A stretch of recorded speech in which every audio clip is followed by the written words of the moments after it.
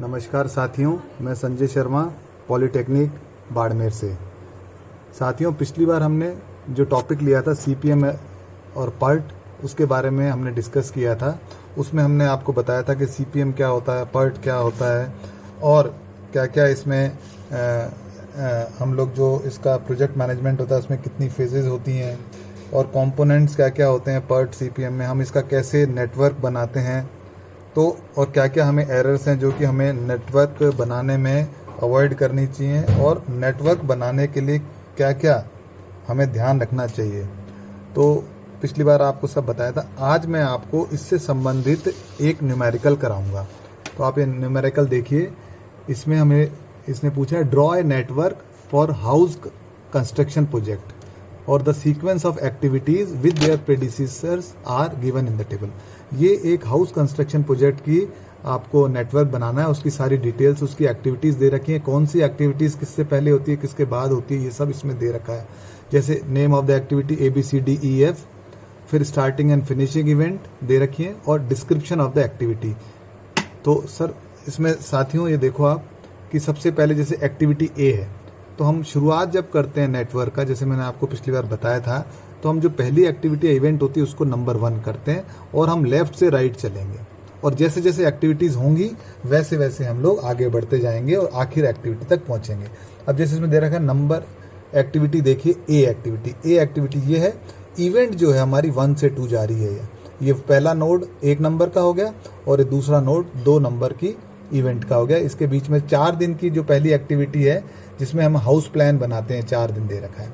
उसके बाद देखिए बी नंबर की जो एक्टिविटी है ये 2 से 3 जा रही है, कंस्ट्रक्ट द हाउस। इसमें हमें इसका प्रेडिसर दे रखा है ए, यानी बी एक्टिविटी तब शुरू होगी जब ए कंप्लीट हो जाएगी। और ये बी जो एक्टिविटी है ये हाउस का कंस्ट्रक्शन हो रहा है जिसमें हमें 58 दिन इसमें दर्शाया गया है। अब देखिए जब बी एक्टिविटी कंप्लीट होती है तो 3 सी एक्टिविटी शुरू होती है और साथ ही साथ डी एक्टिविटी साइमल्टेनियसली शुरू होती है। 3 से 4 जाती है, फिक्सिंग डोर्स एंड विंडोज 2 दिन, और 3 to 5 वायरिंग द हाउस। ये दोनों इंडिपेंडेंट एक्टिविटीज हैं और दोनों तभी शुरू होंगी जब 2 नंबर की एक्टिविटी जो बी है वो कंप्लीट होगी। उसके बाद साइमल्टेनियसली 3 से शुरू होगी और 3 से 5 शुरू होगी, जैसा कि इसमें दे रखा है। इसके बाद देखिए 4 से 6 ई वाली जो एक्टिविटी है और 5 से 6। तो 4 से 6 जैसे कि इसमें अपन को दिख रहा है हाउस की पेंटिंग करनी है और इससे पहले सी, ये तभी शुरू होगा जब आपकी जो सी एक्टिविटी है ये पूरी हो जाएगी। और ये वाली जो 5 to 6 एक्टिविटी है तभी जब शुरू होगी जब ये डी वाली अपनी कंप्लीट हो जाएगी। और ये 6 पे दोनों खत्म होती हैं, ई और एफ। तो ये देखिए ये पूरा नेटवर्क बनाने का एक तरीका है कि पहले हम लेफ्ट से राइट चलते हैं और जब तक पहले वाली एक्टिविटी पूरी नहीं होती हम आगे शुरुआत नहीं कर सकते। अब हम जो पढ़ेंगे वो है क्रिटिकल पाथ एनालिसिस, जो क्रांतिक पथ है उसका विश्लेषण, आकलन हम करेंगे। तो the critical path for any network is the longest path through the entire network. जो क्रिटिकल पाथ होता है साथियों वो पूरे नेटवर्क का लॉन्गेस्ट पाथ होता है।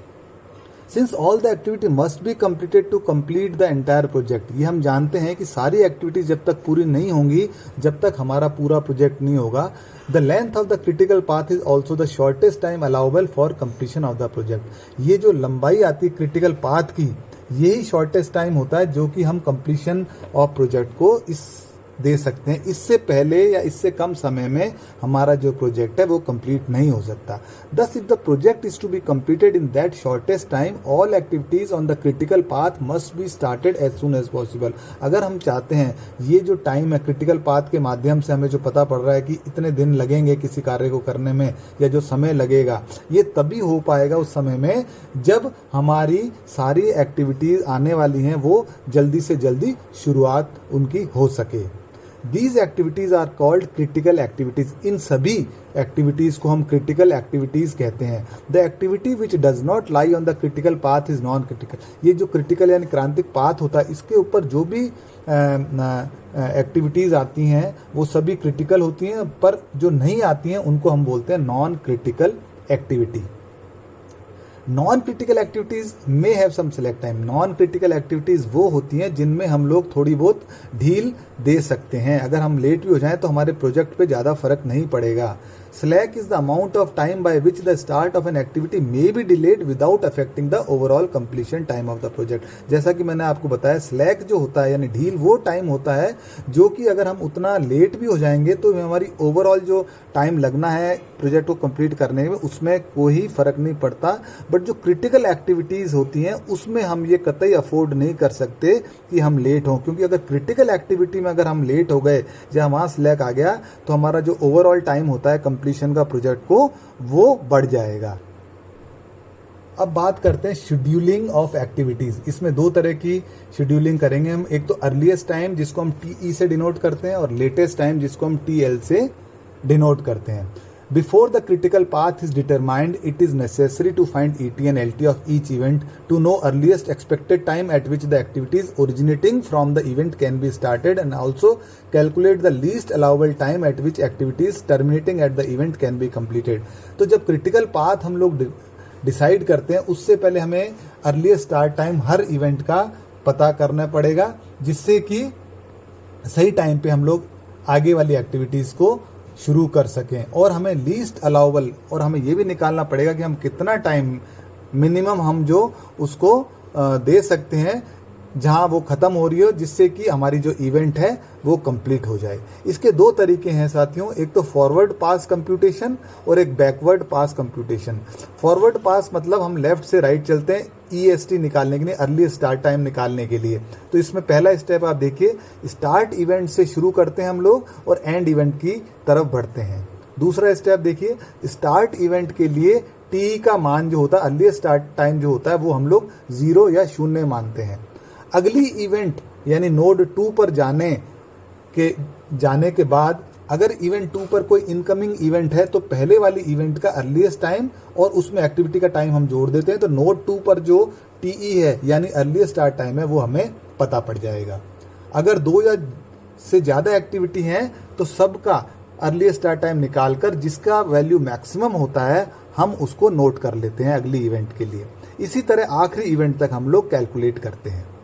तो बैकवर्ड पास कंप्यूटेशन में क्या होता है, इसमें हम एंड इवेंट से शुरू करते हैं और रिवर्स दिशा में राइट टू लेफ्ट हम आते हैं। इसमें हमें लेटेस्ट फिनिश टाइम जो है इवेंट का कैलकुलेट करना होता है। इसमें हम राइट से लेफ्ट चलेंगे और ऊपर वाले में फॉरवर्ड में हम लोग लेफ्ट से राइट चलते हैं। इसमें हम लोग क्या करते हैं, जो हमारा लास्ट जो इवेंट होती है उसका हम अर्लीस्ट जो स्टार्ट अपना जो टाइम होता है उसको ही हम लोग अपना लेटेस्ट फिनिश टाइम मान लेते हैं और फिर हम लोग उल्टी दिशा में चलते हैं और जो एक्टिविटी होती है उसका टाइम हम घटा देते हैं, तो हमारी अगली इवेंट का लेटेस्ट टाइम जो होता है फिनिश टाइम वो आ जाता है। अगर मान लीजिए एक से ज़्यादा अगर उसमें एक्टिविटीज़ आ रही हैं तो जो TL जिसका मान मिनिमम होता है या न्यूनतम होता है उसकी वैल्यू हम लेते हैं। यानी ये जो ऊपर वाला जो सिस्टम है इसका बिल्कुल उल्टा होता है और हम ये तब तक रिपीट करते हैं जब तक कि हम शुरुआत की इवेंट में नहीं पहुंच जाते।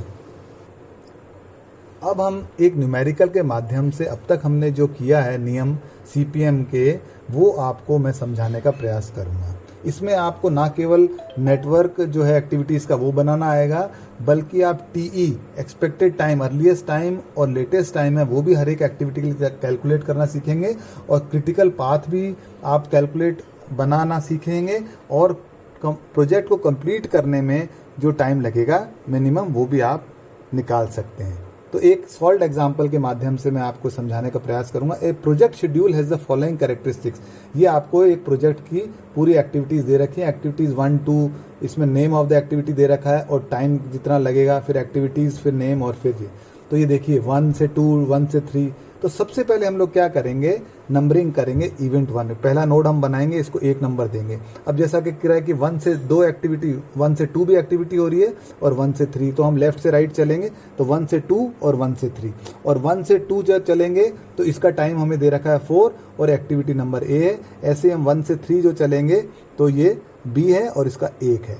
फिर 2 के बाद आप देखिए 2 से 4 निकल रही, 2 से 4 एक इवेंट आ रही है, एक्टिविटी C आएगी और ये 1 दिन का समय ले रहेगा। 3 से 2 एक्टिविटीज़ निकलेंगी, एक तो 4 और एक 3 से 5। ये D आएगी और ये E आएगी जैसा कि अपन को टेबल में दे रखा है और इनका टाइमिंग भी दे रखा है। D जो है वो एक्टिविटी 1 दिन लेगी और जो E एक्टिविटी है वो जो है वो 6 दिन लेगी।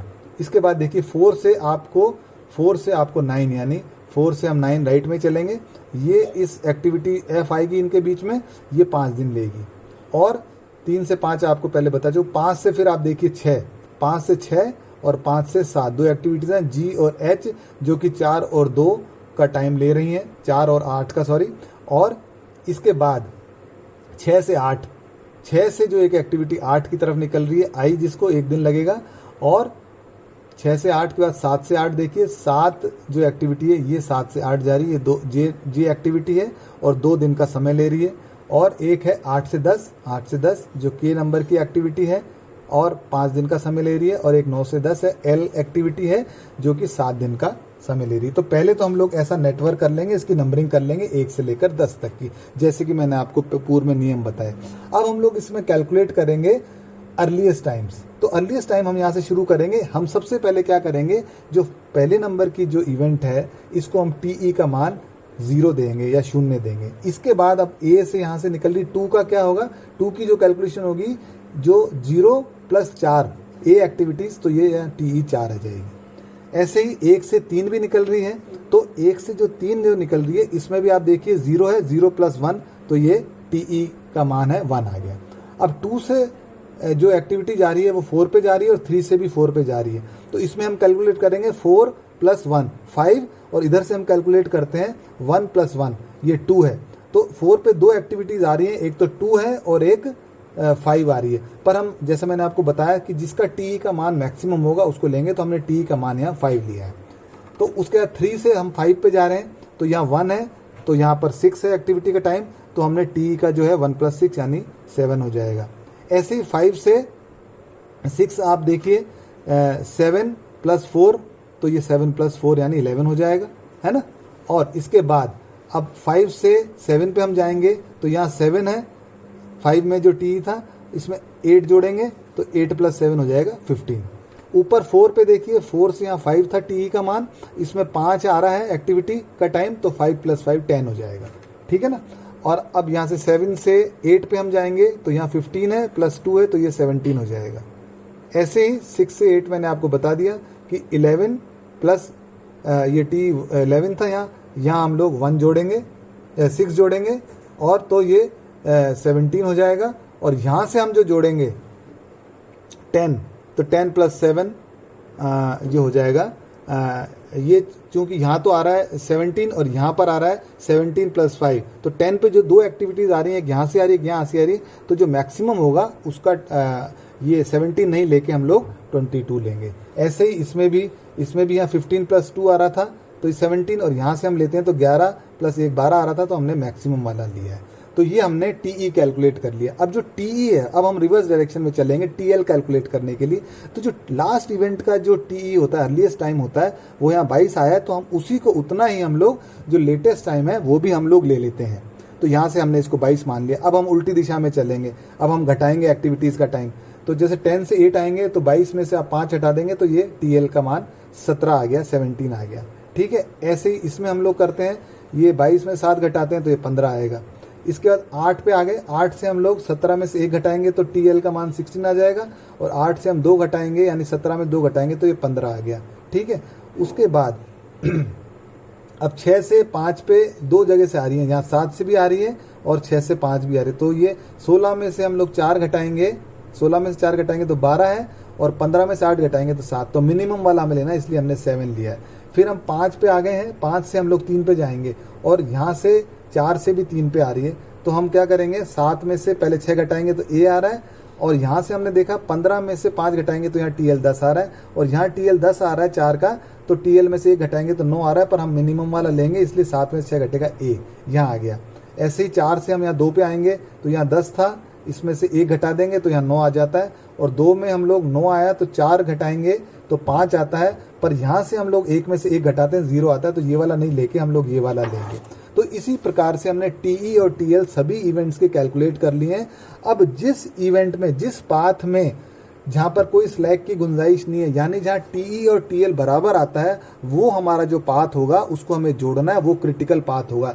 जैसे अब यहाँ पर TE TL अलग आ रहा है, तो ये हमारा पाथ इवेंट है, क्रिटिकल पाथ में नहीं आएगी, ये सब अलग अलग है। तो हमारे को जो पाथ मिल रहा है वो 1 से 3, 3 के बाद 5, 7 7 आ रहा है, पहले देखिए 0 आ रहा है, फिर यहाँ पर 3 में 1 1 आ रहा है, और फिर 5 में 7 7 आ रहा है। यहाँ चेंज हो गया तो यहाँ ही नहीं जाएंगे हम लोग, इधर जाएंगे। यहाँ 15 15 है 7th में, फिर 8th में आएंगे 7 से 8th पे, तो यहाँ 17 17 है, और 8 से हम लोग 10th में जाएंगे, यहाँ 22 22 है। तो ये ग्रीन से जो मैंने किया हुआ है मार्क, हम जो क्रिटिकल पाथ दिखाते हैं उसको हम लोग एक कलर्ड या फिर डार्क कर देते हैं, जिससे कि हमें पता पड़ जाए। फिर हम लोग पूरे प्रोजेक्ट की टोटल ड्यूरेशन निकालते हैं, जैसे इसको सभी एक्टिविटीज़ के जो टाइम है उसका सम कर लेते हैं, 1 + 6 + 8 + 2 + 5 that is equal to 22 days. तो हमारा जो पूरा ड्यूरेशन होगा प्रोजेक्ट का वो 22 दिन है, इससे कम हम इसको नहीं कर पाएंगे। क्रिटिकल पाथ भी मैंने आपको बता दिया, 1 3 5 7 8 10, और इनमें जितने भी फ्लोट्स होते हैं वो 0 होते हैं।